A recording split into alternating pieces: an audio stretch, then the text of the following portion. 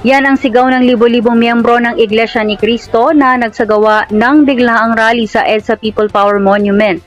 Nagulat ang maraming motorista at residente matapos magsagawa ng biglaang rally ang libo-libong miyembro ng Iglesia ni Cristo o INC sa paligid ng People Power Monument sa Quezon City ngayong araw, Martes ng umaga.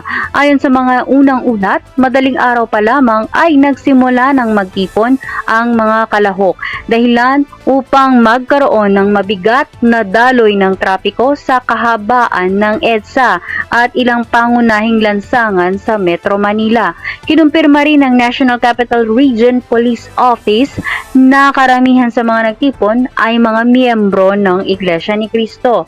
Sa pahayag ng tagapagsalita ng Iglesia ni Cristo na si Ka Edwil Zabala, isinagawa ang pagtitipon bilang suporta kay Senator Marcoleta na nahaharap sa kasong plunder. Narito po ang statement ng Iglesia ni Cristo. Hindi tutol ang Iglesia ni Cristo sa pagpapatupad ng batas.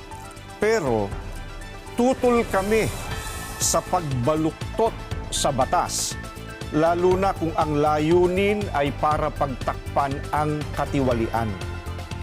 Gaya ng alam ng marami, si Senator Dante Marcoleta ay nanguna sa pag-iimbestiga sa isa sa pinakamalaking pandarambong na naganap sa ating kasaysayan. Ayon sa INC, layunin din ng kanilang pagkilos na ipahayag ang kanilang paninindigan hinggil sa usapin.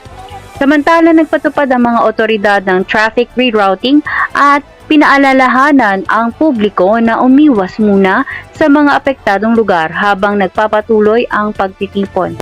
Si Senator Marcoleta, definitely, for resolution na, we're about to file it today. This week hindi Marcoleta.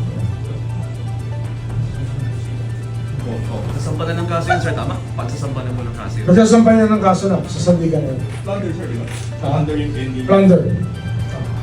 Kaya din ako narito para makita na lahat tayo ay pwedeng magsama-sama dito ngayong araw.